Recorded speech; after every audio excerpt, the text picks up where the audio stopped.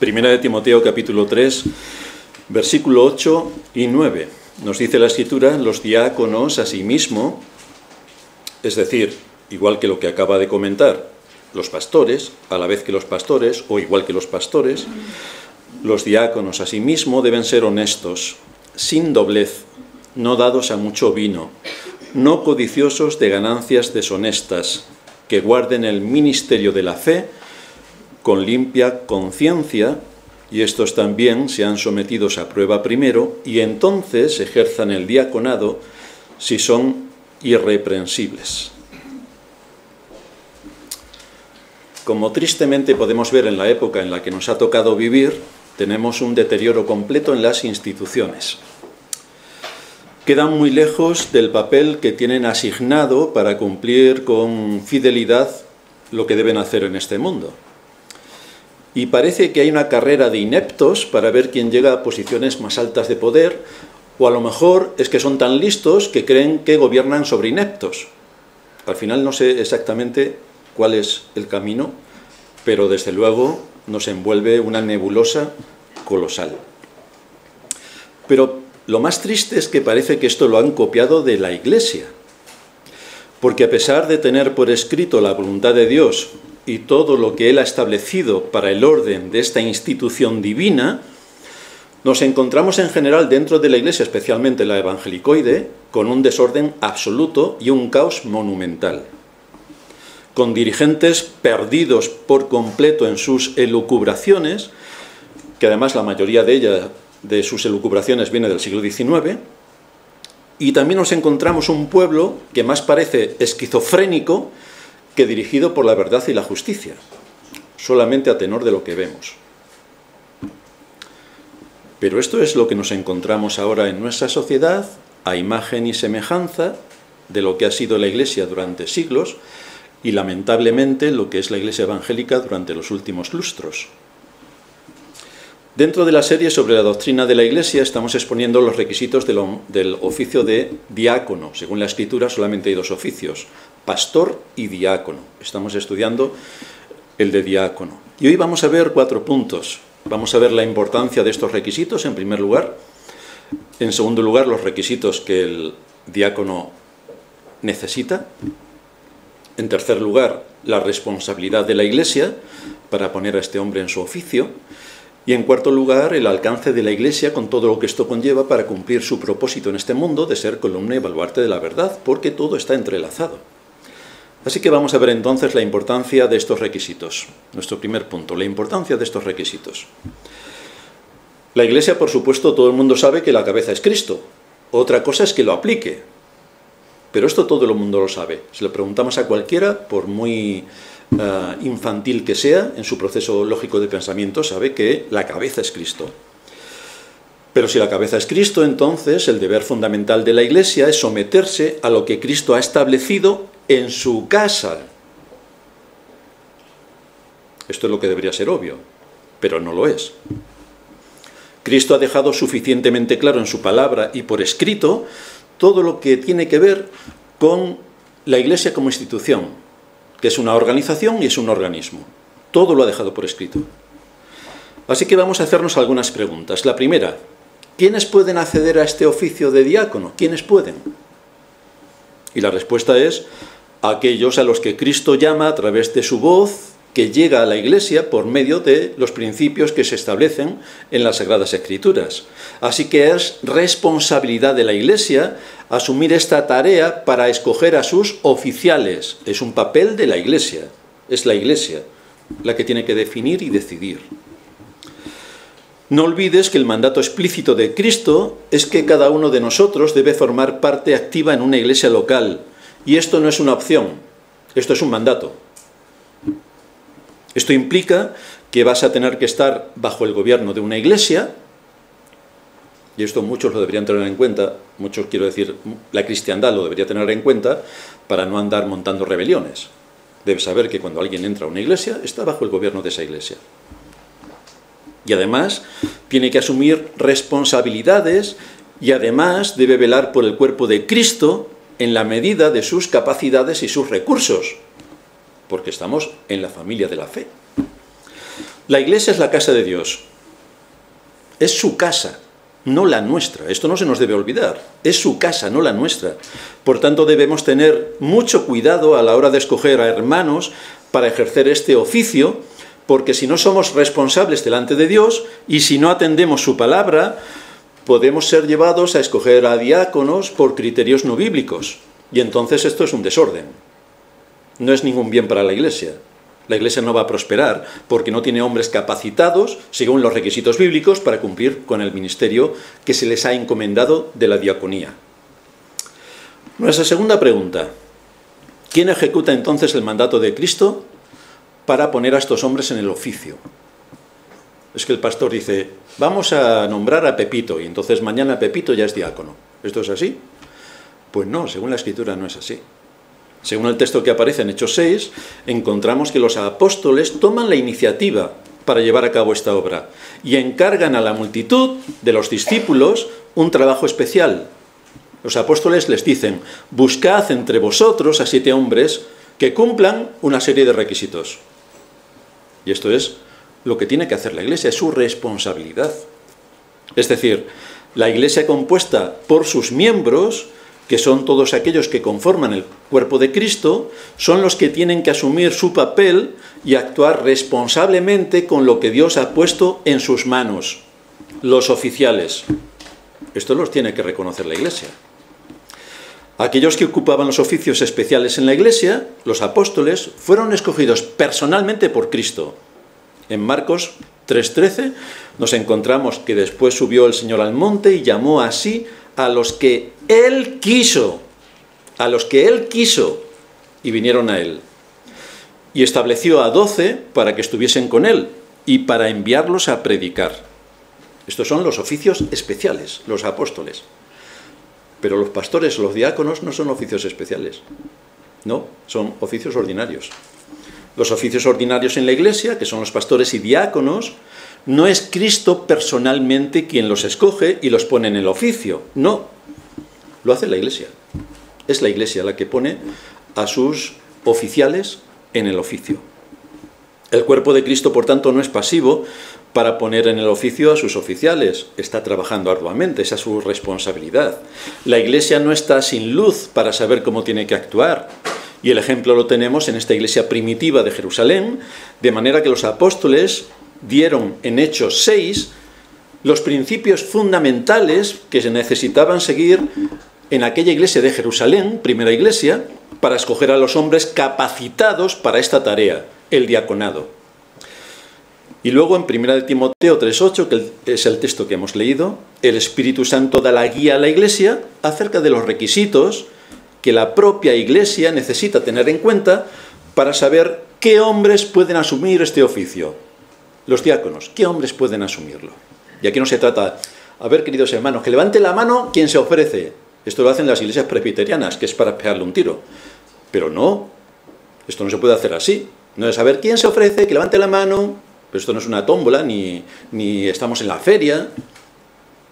Esto hay que tomarlo con mucho cuidado. Así que vamos a ver en segundo lugar los requisitos en sí, porque son los que nos marcan las Escrituras. Requisitos espirituales que corresponde a lo que se nos dice en Hechos 6:3, varones de buen testimonio, llenos del Espíritu Santo y de sabiduría, que es tener el suficiente conocimiento para aplicarlo en casos concretos. Esa es la sabiduría. Y se añade lo que Pablo dice en 1 Timoteo 3:9, que guarden el misterio de la fe con limpia conciencia. Entonces no puede ser un neófito, uno que acaba de llegar, y es un manitas y le decimos, anda, qué bien. Pues este nos encaja, pero aquí no buscamos un manitas. Tiene que tener unas características espirituales fundamentales. Cristo quiere que la iglesia sea la responsable, la que administre los recursos y los asuntos de la búsqueda de sus oficiales para gobernar en el caso de los pastores y para atender a la iglesia en el caso de los diáconos, en todas las actividades propias de la iglesia. Y la iglesia tiene que ser consciente que administra estos asuntos bajo la obediencia a Cristo y de acuerdo a los requisitos que la Escritura establece. En la administración de esta responsabilidad, La Iglesia tiene que ser fiel al Señor. Delante del Señor, ¿a qué hombres podemos poner? No es que ellos se ofrezcan. Es que la Iglesia los elige para que cumplan su deber. Entonces es lo contrario a lo que vemos generalmente. Que es yo me ofrezco, no, es que tú vas a ser. Ya sabéis que aquí en la Iglesia el pastor nombra voluntarios continuamente. Pues ese voluntario es el que va a venir directamente así. En la administración de esta responsabilidad, la Iglesia tiene que ser fiel a su Señor y para ello es sumamente necesario que cada miembro ponga a un lado sus criterios particulares, o de favoritismo, o de amistad. Bueno, esto en la política se da mucho, porque como van a cobrar sueldos monumentales, no van a trabajar en absoluto, van a tener una visa oro y van a vivir a cuerpo de rey, pues esto es genial. Pero precisamente en la Iglesia no van por ahí los tiros. El que se presenta, bueno, ya sabéis que lo que dice Pablo respecto a los que van a ser pastores, el que quiere obispado, buena obra desea, o sea, que se prepare. Pero cuando dice luego Pablo, asimismo, los diáconos, es que también se prepare, porque no sabe la que se le viene encima. Así que aquí protagonismo, lucirse, envanecerse, vamos. Si alguien piensa que ese es el papel que van a adquirir los diáconos, es que no sabe en qué mundo vive. Porque realmente es un papel de servicio bastante intenso para que la Iglesia funcione correctamente en todo lo necesario para su dinámica dominical y especial como vida de Iglesia. Así que no es un asunto de un puesto en la Iglesia para enorgullecerse, es un puesto para servir, para servir. Por esta razón, por encima de nuestras preferencias de amistad o de lazos familiares, debemos ser movidos por intereses más elevados, los intereses de Cristo, los intereses de su obra a través de la Iglesia, que es en la que estamos. Para actuar de esta manera debemos estudiar la palabra de Dios a fin de entender lo que significan cada uno de estos requisitos. Y una vez hecho esto, buscaremos y señalaremos a los hombres que se ajusten a los requisitos bíblicos, por lo que la Escritura nos dice que deben ser, en primer lugar, honestos. ¿Y por qué deben ser honestos? Pues porque manejan el dinero. ¿Qué pensáis de Judas? ¿Quién tenía la bolsa? ¿Y dónde acabó? Porque sustraía de la bolsa. Así que, por supuesto que necesitamos que sean honestos. Además, en nuestra Iglesia, para evitar que a alguien se le vaya la mano, hay 2 o 3 hermanos siempre involucrados, vigilando todo el tema del dinero. Entonces, se tienen que poner de acuerdo los 3, o los 2, o los 4, para que pueda ocurrir algo, pero todo está sumamente controlado. Por lo tanto, honesto. Se refiere no solamente a lo correcto de sus modales y su conducta, debe ser correcto en sus modales y su conducta, sino también a que en su pensar y en sus actitudes sea un hombre de honor. El honor, como sabéis, en nuestra época ha desaparecido por completo. Cuanto más villano seas, mejor. Pero el honor es imprescindible. Uno tiene que ser una persona de honor. Esto implica que cuando hagas una afirmación y adquieras un compromiso, lo tienes que cumplir. Esto lo digo por algunos que luego hablaremos. Cuando afirmes algo y admitas una responsabilidad, la tienes que cumplir. Y por supuesto, no le vayas al pastor diciendo es que, porque el pastor no presenta ningún es que cuando tiene que predicar. Y además nosotros tenemos que dar ejemplo. Cuando uno dice una palabra, la cumple. Sea lo que sea que haya por delante, la cumple. Por otra parte, su fidelidad y lealtad a la palabra y a su Iglesia deben ser inquebrantables. Fidelidad y lealtad. No deben ser hombres que no se sabe por dónde van y que cuando menos lo esperas, te ha clavado un puñal por la espalda. Claro que muchas de las cosas que digo a alguien le puede parecer, hombre, pero ¿eso cómo va a ocurrir? Bueno, pues no las diría si no tuviera la experiencia, pero como tengo la experiencia, las digo. Esperamos lealtad y fidelidad inquebrantable a Dios, a su palabra y a la Iglesia. Llenos de sabiduría, segundo requisito, que es la capacidad que Dios da de aplicar el conocimiento de la verdad a situaciones concretas y específicas de la vida. Con el conocimiento al que somos expuestos cada día del Señor y luego en nuestros estudios y meditaciones diarias, debemos tener la base suficiente de principios de justicia para saber cómo tenemos que actuar en este mundo ante las distintas situaciones que se nos presentan. A todo esto Pablo le añade en 1 Timoteo 3:9 que guarde el misterio de la fe con limpia conciencia. Se refiere a un cristiano que conoce las Escrituras, que las conoce, que cuando se le señala un fallo no dice la culpa la tuvo la mujer, no, la culpa la tuvo la serpiente, no, la culpa no es de nadie, la culpa es tuya.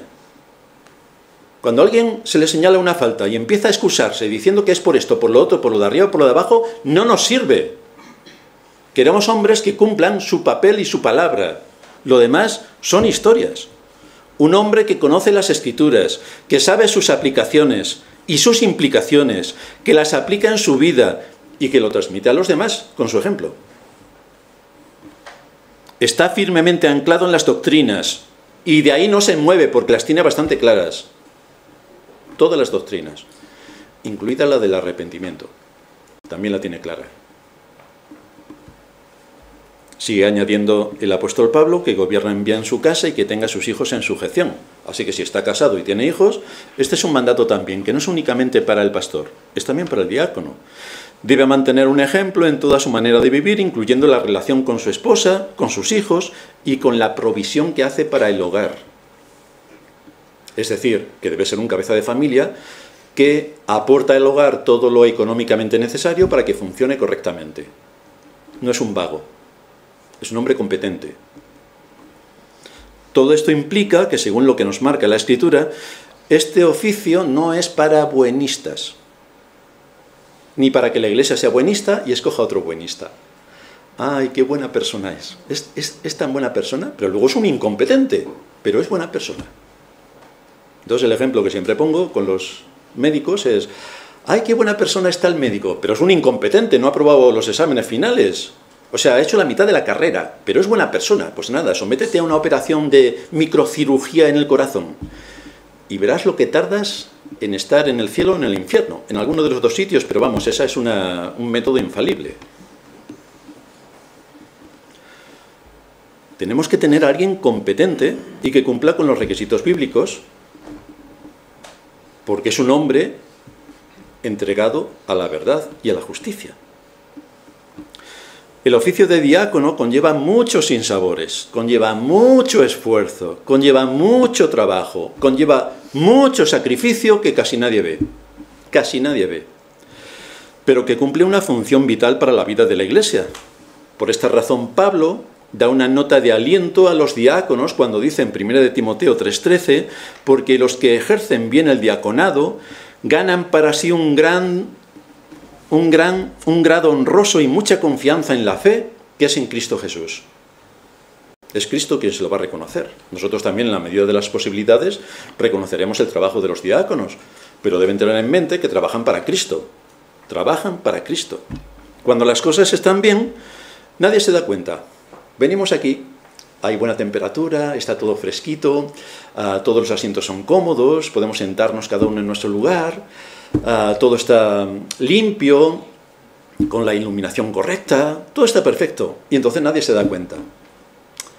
Ahora, ¿qué pasa si al que tiene que poner el aire acondicionado a las 6 de la mañana para que cuando lleguemos esté fresquito no lo pone y llegamos y hay 40 grados aquí dentro? ¿Qué pasaría? Bueno, el pastor ya se lo ha recordado a la tal persona y le va a cortar el cuello cuando acabe el culto. Pero, fijaos qué cosas más tontas. O si las hermanas o las personas que están con el asunto de la limpieza encontrásemos cuando llegamos aquí papeles o algunas cosas en el suelo. O que hubiese la mitad de las bombillas fundidas. Si el pastor tiene que estar recordando continuamente, hay una bombilla fundida, pone el aire a las 7 de la mañana, acuérdate de limpiar la iglesia, acuérdate de que las hermanas están preparando todo lo que tiene que ver con la emisión y necesitan que haya allí dentro fresquito. Si el pastor continuamente tiene que estar haciendo esto, imaginaos cómo podemos estar andando. Y el pastor lo está haciendo. Así que a lo mejor algo no está funcionando. Por eso cuando las cosas están bien nadie se da cuenta. Solo nos damos cuenta cuando están mal. Pero para que todo esté bien hay un trabajo extraordinario detrás. Hay mucho tiempo invertido, muchos recursos implantados. Hay mucho esfuerzo y hasta mucho sufrimiento para que todo esté bien. Y que cuando lleguemos disfrutemos de estar aquí. Vamos, parece que lo han hecho esto para nosotros. Llegamos, plan, no ha pasado nada. Nadie se ha preocupado de nada y todo está así. Bueno, el pastor utiliza la inteligencia artificial para preparar el sermón. ¿Qué más os digo? Así que nadie trabaja en absoluto. Todo es gratis. Pero no es así. Todo esto, para que todo funcione internamente, es el papel que tiene asignado el diácono. Así que no es un oficio para figurar y obtener beneficios, sino que es para servir y que todo esté en orden.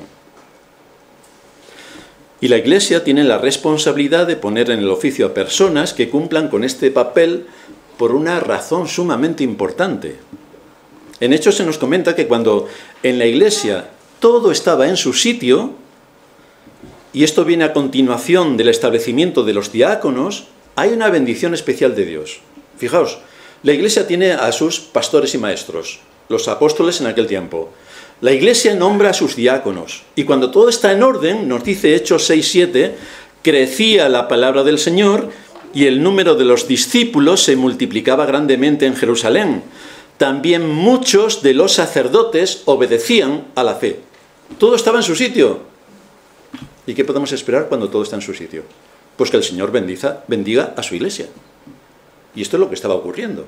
Y si tenemos este ejemplo en la Iglesia de Jerusalén, evidentemente nosotros estamos en la misma situación de dependencia de Dios conforme a la necesidad que tenemos para cubrir los puestos y oficios dentro del cuerpo de Cristo que es la Iglesia. Así que no podemos desligar nuestra obediencia como Iglesia a la voluntad de Dios de las bendiciones que Él ha prometido para nosotros como Iglesia, porque guardan una relación. Si todo en la Iglesia está en orden, tenemos la bendición del Señor y cumpliremos con nuestro objetivo de ser columna y baluarte de la verdad. Si aquí tenemos un desorden, pues ¿qué pasa cuando hay desorden? Que nada funciona. Tú ten el motor de tu coche en desorden y verás tú a dónde vas. A ningún sitio, no puedes salir de tu casa. Pero la Iglesia es un mecanismo que tiene que funcionar de forma, cada pieza con lo suyo, con su engranaje, para cumplir la misión que tiene establecida en este mundo. Y si algo falta en ese engranaje, no podemos cumplir la misión. Es así de sencillo.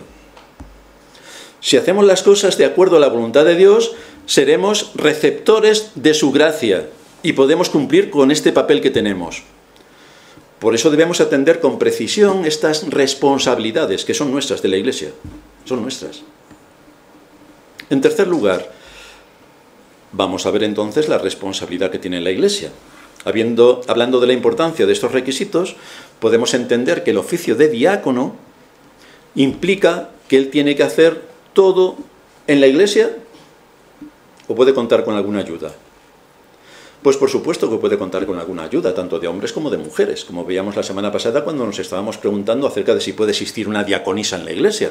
La Escritura no lo admite, pero sí que el diácono o el pastor se puede servir de ciertas hermanas que lleven años en la Iglesia, con madurez probada, para atender a las más jóvenes en asuntos delicados y que tienen que ver con la intimidad femenina, por supuesto. Y si tiene que ver con asuntos de hombres, pues para eso ya está el pastor también que les atenderá convenientemente. Pero cada cosa tiene que encajar en su sitio. El asunto crítico es que si no somos conscientes de la importancia que Dios le da a la Iglesia, que es mucha, no podemos cumplir con nuestra misión, porque la Iglesia eres tú y soy yo. ¿No es la Iglesia un ente abstracto que funciona en el mundo sideral? ¿No? Somos los que estamos aquí reunidos.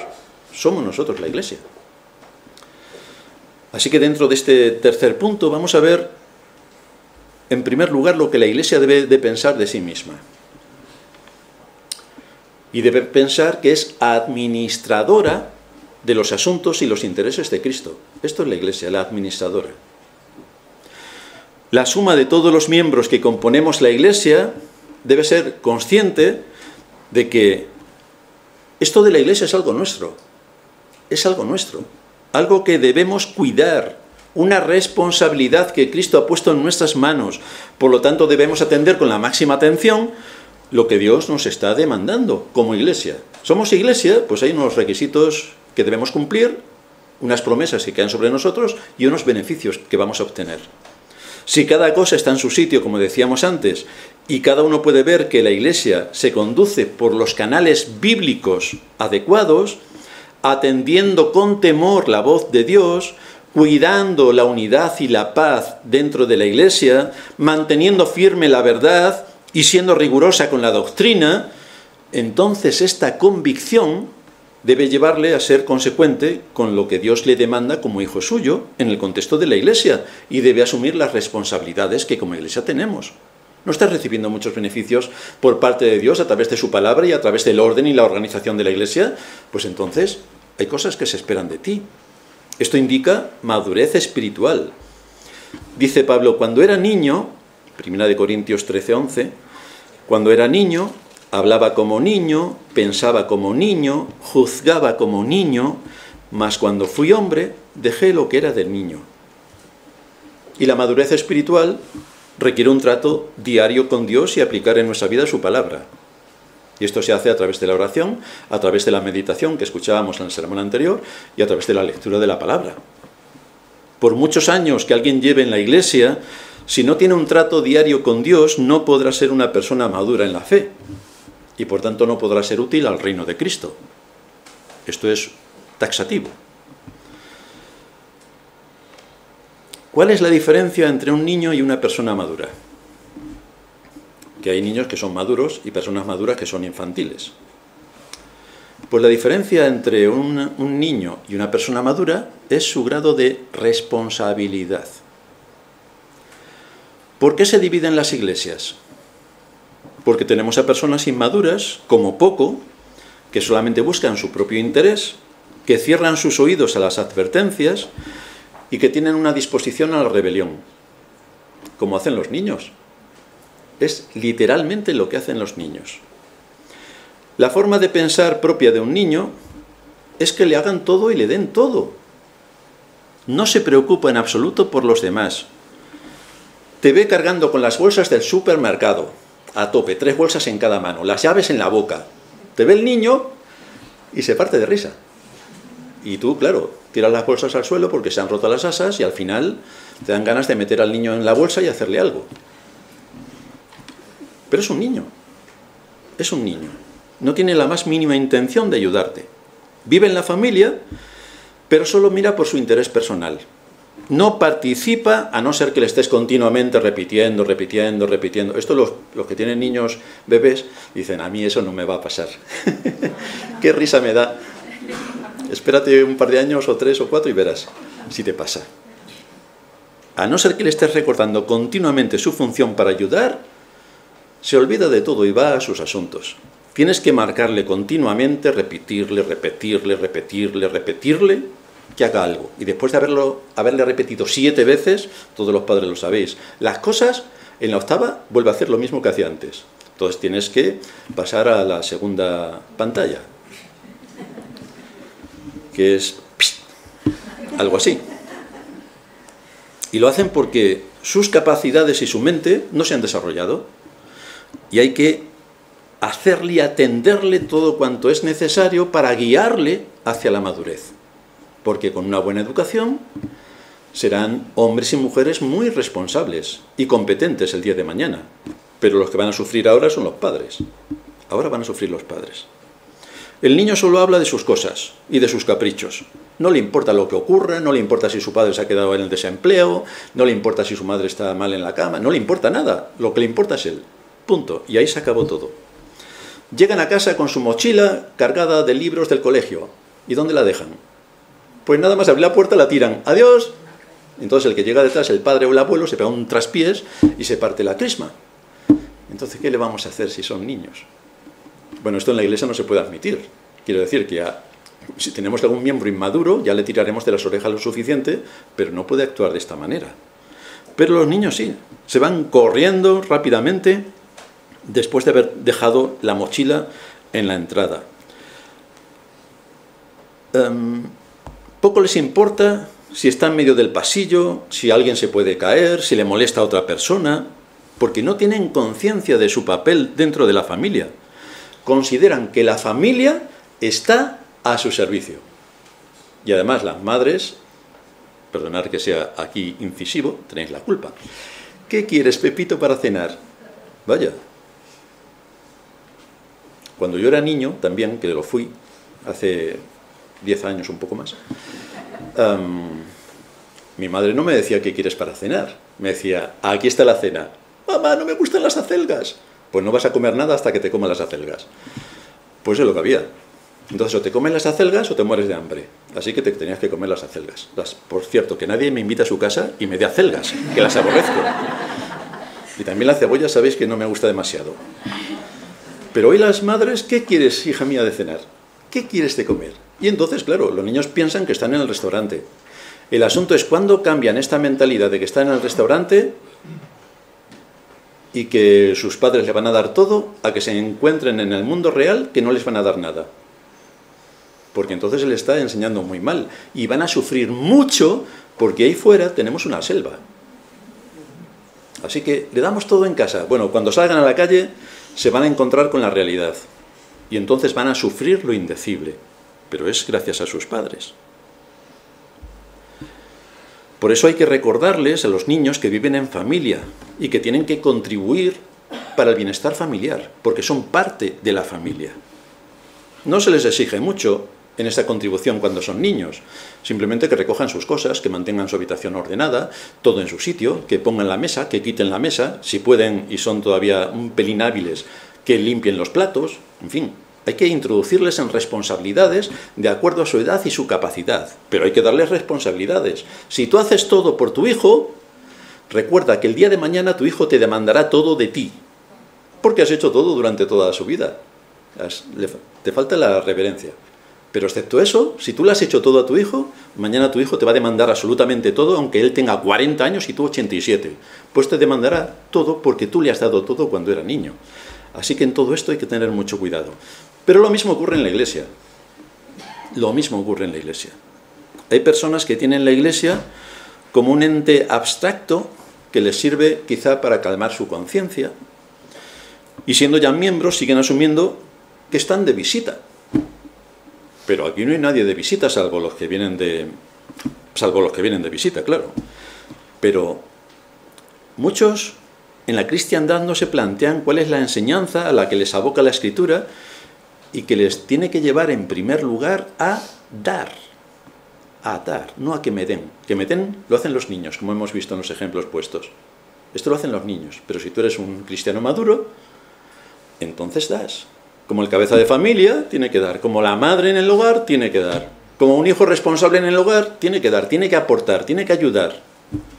Así que, ¿cuál es mi responsabilidad en mi iglesia?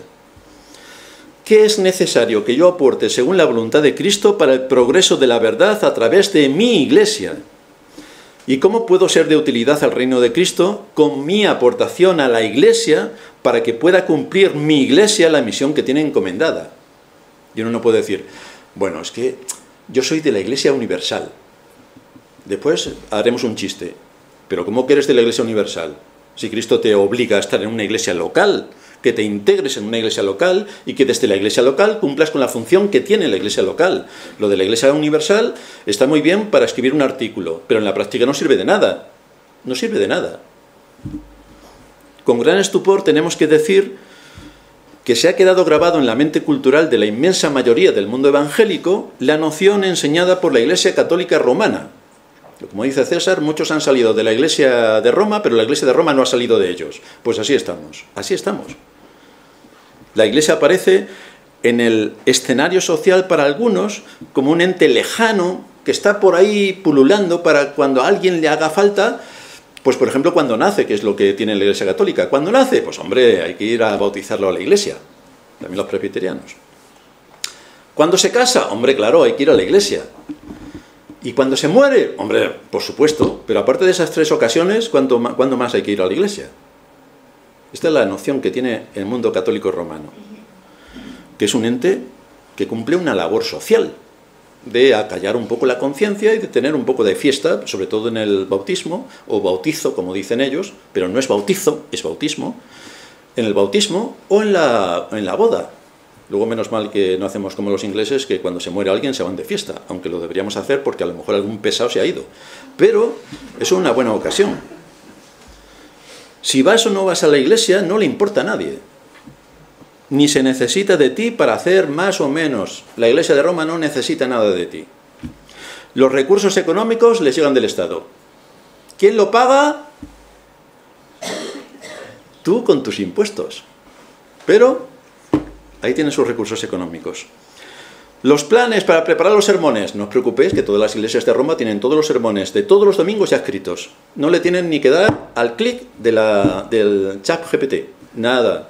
Ya se lo marca directamente la Iglesia de Roma. En todas sus iglesias se predica exactamente lo mismo, con alguna variación por la entonación musical que le pueda dar cada cual, o una voz afeminada que también es importante. Pero todos los recursos le llegan de fuera. Y todo funciona como si fuera una multinacional, o más bien la hija del Imperio Romano, que es exactamente lo que es. Pero la Iglesia según Cristo no es esto, no es esto. Es una familia en la fe. Es el cuerpo de Cristo, donde Él es la cabeza y ha dejado por escrito cómo tiene que ser su iglesia, cómo tiene que ser su casa. Lo ha dejado por escrito. Así que no podemos irnos de acá para allá o pensar como la moda social de nuestra época piensa en todo lo que tiene que ver con la dinámica de la iglesia. Toda esta noción de la iglesia católico-romana ha influido notablemente en el concepto de iglesia del mundo evangélico y ha barrido la doctrina por completo. Doctrina de la iglesia. Aquí el 90% no sabe ni de qué le están hablando. En la cristiandad respecto a la doctrina de la Iglesia. La situación en la que nos encontramos es que el pueblo cristiano no tiene conciencia de Iglesia. No tiene conciencia de Iglesia. Están solos y van por libre. Sin someterse y sin ser consecuentes con la palabra de Dios. Por mucho que se llamen cristianos. Por eso se permiten hacer muchos y terribles atropellos contra la Iglesia y actúan literalmente a su antojo, como ocurría en Israel en los tiempos de los jueces. Nos dice el capítulo 17 de Jueces, versículo 6, en aquellos días no había rey en Israel, cada uno hacía lo que bien le parecía. Pues así está la cristiandad, cada uno hace lo que bien le parece. Muchos dicen, el Señor y yo. Qué bonito. Le falta el violín. A ver, Micaela, cuando digan esto, tú con el violín tocas para que darle un poco de emoción al asunto. Como si esto fuera lo único que deben atender, sin pararse a pensar que es el Señor y yo en el contexto de la Iglesia. Ese es el contexto, la Iglesia. Por supuesto que el Señor y tú, imprescindible. Tu relación con Dios, imprescindible. Pero estás en el contexto de la Iglesia. Esto no lo puedes separar, porque va unido.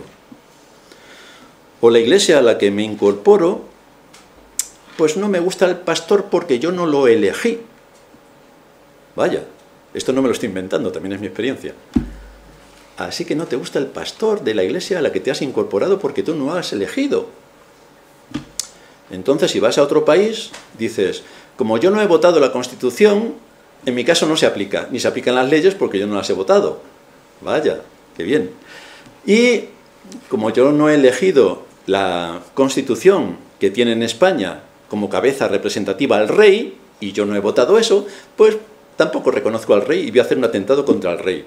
Pero tú estás mal de la cabeza. O sea, tú no te puedes incorporar a una institución, a una organización o a un país y decir, como yo no he votado, todo lo que aquí hay no sirve de nada. Porque el yo que no falte, yo no lo he votado.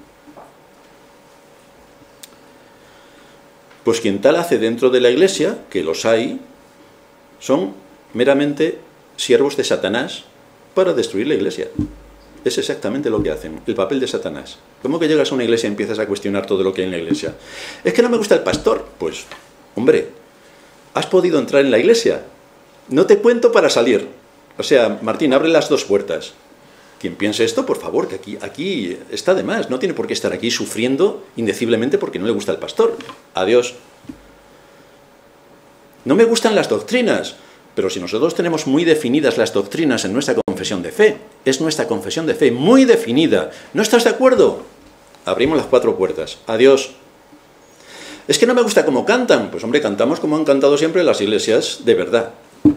Es que me gusta más la guitarrita, el la batería y un buen bajo y las chicas bailando. Pues el circo creo que no queda muy lejos, también te puedes ir.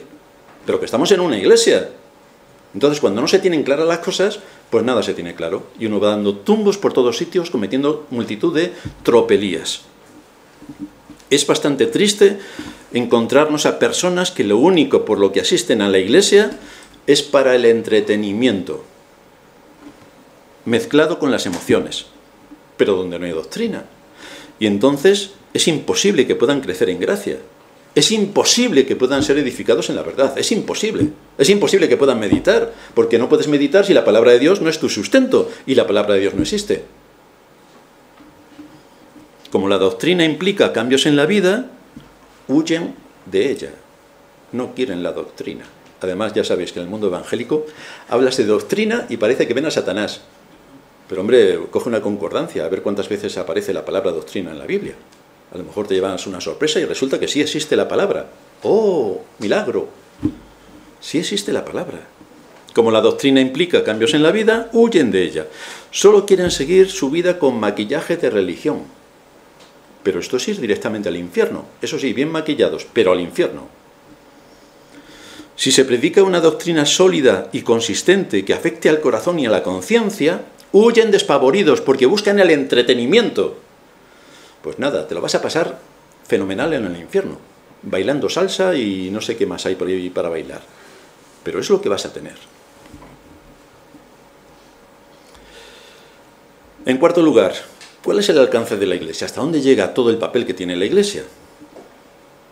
Lo primero que debemos reseñar es cuántas gracias le debemos dar a Dios de que tenemos en nuestra Iglesia, y la Iglesia me refiero a todos, como Iglesia tenemos una gran carga por el ministerio, tenemos una gran carga por la predicación rigurosa de la palabra, tenemos una gran carga por ser instruidos en toda verdad, tenemos una gran carga por ver cómo podemos colaborar y hacer más cosas como Iglesia, por la Iglesia y para la Iglesia. Este es el sentido al que nos lleva la Escritura. Y ese es el sentido que debemos seguir motivando en todos nosotros. Esto es un don de Dios y tenemos que suplicarle que cada día nos mantenga en la disposición de servirnos los unos a los otros y de ver cómo contribuir para el bien y el progreso de la Iglesia. Cada uno en la medida de su fuerza, de su tiempo y de sus recursos, pero atendiendo a la Iglesia, porque todos formamos parte de la Iglesia. Necesitamos entender las responsabilidades que Cristo nos ha dado para que podamos tomarlas y aplicarlas en nuestro contexto, la Iglesia. Necesitamos traer el amor al conocimiento para que ese amor no se quede ahogado por el sentido egoísta que es característico de los niños, sino que podamos seguir creciendo y desarrollándonos particularmente y como Iglesia. Necesitamos una Iglesia sólida, que cuando venga cualquiera para decir cualquier cosa de las muchas que nos encontramos en las redes sociales o por ahí fuera, podamos hacer una defensa rigurosa y argumentada de nuestra fe. Porque hemos identificado el error y vamos a combatir todo lo que Satanás hace en medio de este mundo para destruir la Iglesia. Esto lo podemos hacer con el apoyo, el esfuerzo, el sacrificio y la disposición de cada uno de nosotros. En esto consiste la Iglesia, que sea sólida y competente. Si un miembro del cuerpo no trabaja cumpliendo su función, el cuerpo se va a ver afectado. Si no hay un compromiso de velar los unos por los otros en la Iglesia, no podemos avanzar al ritmo que debiéramos avanzar, porque hay cosas que nos van a entretener para no cumplir con nuestro papel. Qué bendición cuando vemos hermanos involucrados en la vida de la Iglesia, en las distintas necesidades de la Iglesia, que muestran un espíritu dispuesto para atender los distintos asuntos sin que haya que estar recordando continuamente qué es lo que hay que hacer, sino que uno ya sabe lo que hay que hacer y lo hace. Y entonces todo funciona de forma natural. Y cuán abundantemente somos bendecidos por el trabajo de estos hermanos y hermanas, por su disposición y por su voluntad de servir a Cristo. Pero hay algunas preguntas que nos debemos hacer para ser conscientes de lo que el Señor nos da y de lo que Él espera en el contexto de la Iglesia. La primera, ¿la Iglesia te aporta lo necesario para que puedas madurar espiritualmente? A través de la predicación de la palabra, ¿recibes todo el alimento necesario para crecer y madurar en la fe? Si esto es así, ¿te conduces de tal manera que el amor a Dios y a su obra se va confirmando en ti y tomas conciencia de tu papel en el contexto de la Iglesia y para el mundo en el que estás? ¿Vas encontrando más y más contentamiento en Dios a la hora de aplicar la doctrina a los asuntos de tu vida que son aflicciones? Porque hay una doctrina del contentamiento cristiano. Y esto, cuando lo vemos en las Escrituras o cuando se nos expone desde el púlpito, realmente esto va calando en nuestro corazón. Y cuando llegan las aflicciones, sabemos que todo está en las manos de Dios. Que después de que hemos hecho todo lo que teníamos que hacer, ya no podemos hacer más. Entonces, ¿qué nos queda? Si es la voluntad del Señor, es la voluntad del Señor. ¿Qué hizo nuestro Señor Jesucristo cuando la noche antes de morir, bueno, la misma madrugada de la muerte? Pues todo lo dejó en las manos de su Padre. Si es posible, pase de mí esta copa, pero no sea mi voluntad, sino la tuya. Entonces, cuando hemos hecho todo lo que teníamos que hacer, ya no nos queda más. Bueno, nos queda enfadarnos con nosotros mismos, frustrarnos, entrar en una depresión galopante y tirarnos por un barranco. Pero eso para un cristiano es inaceptable. Si cuando hemos hecho todo lo que teníamos que hacer no se han abierto las puertas o se han cerrado más de las que imaginábamos, entonces solamente nos queda descansar en Dios. Esta es la doctrina del contentamiento cristiano. Todo está en sus manos y Él cumple su voluntad en los cielos y en la tierra. Nosotros somos responsables de lo que tenemos que hacer, pero habiendo hecho lo que tenemos que hacer ya no podemos hacer nada más. Entonces Dios nos envía aflicciones. Pues esto requiere que oremos y meditemos más, porque es algo directo, de aplicación directa de Dios sobre nosotros. ¿Eres bendecido por Dios en tu iglesia? ¿Recibes una bendición cada vez que te reúnes juntamente con tus hermanos y te alimentas de su palabra? ¿Realmente lo saboreas como una bendición de Dios? ¿Puedes ver un crecimiento evidente en la fe que tiene su impacto en tu forma de pensar? Porque lo que hace la Escritura, como estábamos viendo en el sermón anterior, es la renovación de nuestra mente.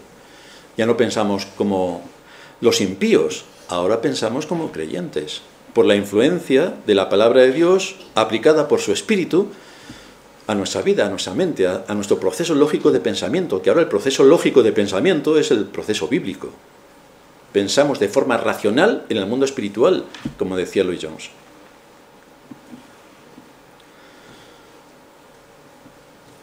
Por otra parte, muchos creen que estar activo en la iglesia es hacer algún tipo de cosas. Así que somos aquí 100. A ver, ¿qué vamos a hacer los 100 hoy? Pues, queridos hermanos, los 100 hoy, salvo cantar y bien, que ya estamos entrenando para ello, no podemos hacer los 100 todas las cosas hoy, porque entonces vamos a interrumpirlos los unos a los otros y no todos tienen las capacidades para hacer todas las cosas. Entonces hay personas que están ya cumpliendo su papel de responsabilidad para que todo en la iglesia funcione. Ahora, si entonces la Escritura no se refiere a que tenga que hacer algo en la iglesia hoy, que es domingo, y entonces ¿en qué voy a participar? Porque yo quiero participar, pero si esto no lo puedo hacer por razones obvias, nos tenemos que preguntar: ¿contribuyo a la unidad y la paz? Porque eso hoy sí que lo puedo hacer. Una palabra de aliento al hermano. Una palabra de consuelo a algún hermano que sé que está pasando por situaciones aflictivas. Un decirle: voy a orar por ti, porque sé que estás mal. Que sepas que estoy orando por ti. Todo esto edifica la iglesia. Fijaos cuánto tiempo hemos tardado en decirlo. 3 segundos. Pero esto edifica, esto consuela, esto alienta, esto cumple con el papel que todos nosotros tenemos en el contexto de la iglesia.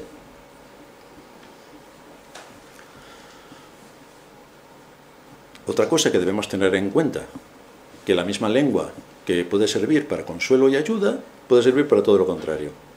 Entonces tenemos que tener cuidado con nuestra lengua para no hablar lo indebido, especialmente manchando el testimonio de nuestros hermanos o levantando calumnias o falso testimonio.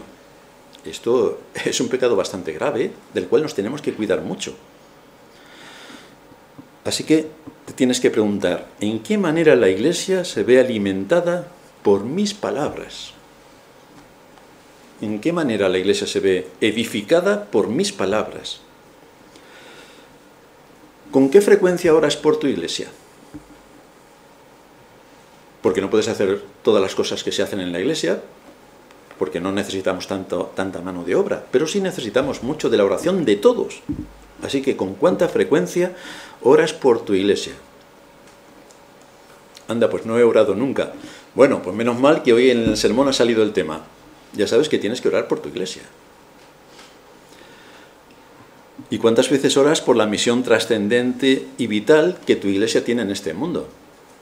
Porque el evangelio que aquí es predicado, gracias a Dios que nos da las redes, llega hasta lo último de la tierra. Tenemos en México el mayor aluvión de entradas que están deseando escuchar la palabra de Dios. Pues el Señor nos abre una puerta pequeña para que su palabra llegue hasta lo último de la tierra, cumpliendo así su promesa. El orden, el gobierno, el progreso del evangelio y la luz que Dios le ha dado a la iglesia están participadas de la obra que Dios ha hecho en tu corazón. Tiene que ver mucho. La obra que Dios ha hecho en tu corazón, el esfuerzo y el sacrificio y la atención que tienes hacia la iglesia, hacia tus hermanos en Cristo. Todo está involucrado. Dios es honrado y su pueblo bendecido cuando cada cosa está en su sitio en tu vida y cuando contribuyes de esta manera para la edificación no solo de tu familia en la carne a la que debes atender, sino también para tu familia en la fe. La disposición al servicio, la atención, el ser cuidadoso con las palabras, el ser de aliento. Pero si no hay responsabilidad, esto demuestra inmadurez. Esta situación afecta contundentemente a toda la estructura de la iglesia. Y cuando hay tensiones o hay malos entendidos que encima se alimentan, o no tenemos una palabra de aliento y de ánimo hacia los nuestros, o simplemente venimos el domingo y nos vamos hasta el domingo siguiente, la iglesia queda desvalida, queda desvirtuada, y es inútil para el propósito que Cristo la estableció. La iglesia, por la que Cristo murió, que somos todos los que estamos aquí. Si no estamos siendo edificados en la verdad, o no queremos que esa verdad sea aplicada a nuestra vida, si no somos humildes ni temblamos ante la palabra de Dios, entonces la iglesia no cumplirá su responsabilidad de ser luz y sal. Es imposible que la cumpla. No podrá poner en su puesto a los oficiales, no pensará con criterios bíblicos y de forma irresponsable actuará delante de su cabeza, que es Cristo. Se dejará llevar por criterios carnales y Satanás utilizará cualquier conflicto para que salga a la luz la realidad de lo que, a fin de cuentas, podría estar siendo un hervidero dentro de la iglesia. Y es cuando se destapa la soberbia y el orgullo en medio de una situación conflictiva. Se acabó. Ahí hemos hecho la foto de lo que en realidad había y que desde la superficie no se veía, pero que estaba ahí dentro. Por eso tenemos que combatir desde dentro el pecado. Por eso que tenemos que ser muy humildes delante de la palabra de Dios, y cuando la palabra de Dios a través de la predicación nos acuse, no decir, bueno, el pastor me ha hablado de esto, bueno, Yosnel o Miguel o Martín han hablado de esto. No, es la palabra de Dios hablando a mi corazón y a mi conciencia para corregir mi pecado, para llevarme al arrepentimiento. El arrepentimiento.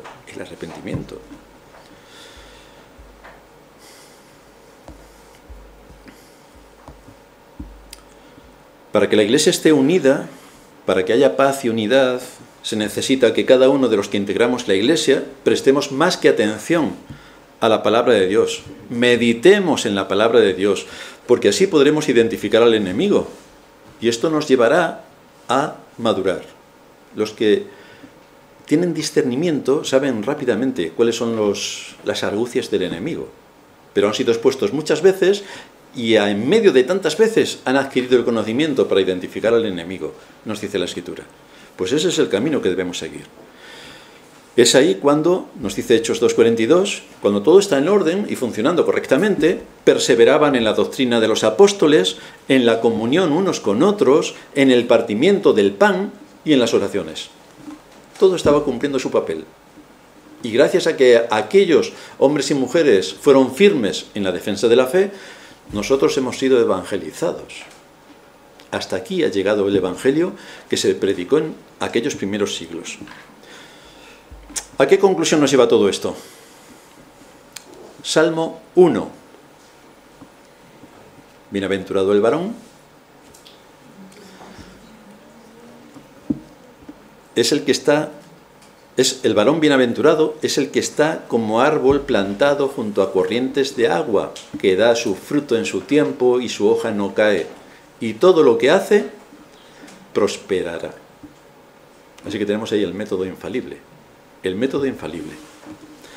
¿Qué hace que este hombre esté firme en ese lugar y no sea como el tamo que arrebata el viento? Lo que le hace estar firme es precisamente que en la ley de Dios está su delicia, y en su ley medita de día y de noche. Está firmemente anclado. Así que todos los contubernios del mundo político y social que nos envuelven, los gobernantes malvados que gobiernan lamentablemente este mundo podrido, el que está firme en lo que sabe que tiene que estar firme, porque todo esto es pasajero. Al final ellos se morirán y nosotros también. La diferencia es que ellos se van a ir con su padre Satanás y nosotros nos iremos a nuestro reino celestial. Pero ahí se habrá acabado todo. ¿Qué hace que este hombre entonces esté firme en ese lugar? En la ley de Jehová está su delicia. Este es el punto culminante. La palabra de Dios establece la norma, porque si la establece es que tenemos que trabajar bastante porque quede incrustada en nuestra conciencia.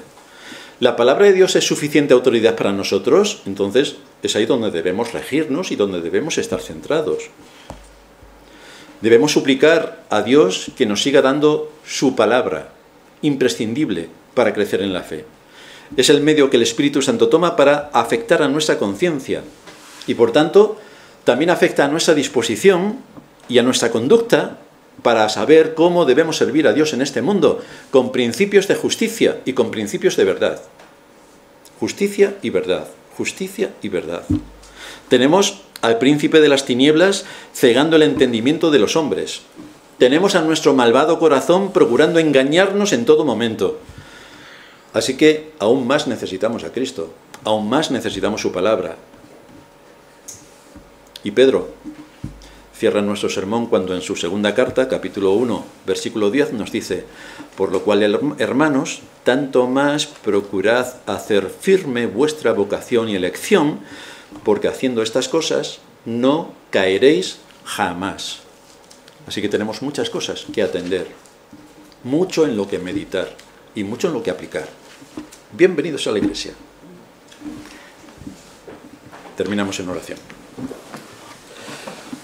Gracias te damos, Señor, por habernos dado tu palabra y todos los aspectos que tienen que ver con la vida y la dinámica de la Iglesia en este mundo han quedado más que suficientemente plasmados en las Escrituras. Así que te rogamos que nos sigas dando de tu luz y de tu verdad, que nos ilumines en medio del camino, que nos ayudes a andar de forma íntegra como Iglesia para el deber que nos ha sido impuesto, que es el de ser columna y baluarte de la verdad, que nombremos a nuestros oficiales de acuerdo a las características y requisitos que aparecen en tu palabra, y que seamos guiados así para recibir tu bendición y para ser de bendición también en este mundo a todos los que tú has llamado a la salvación.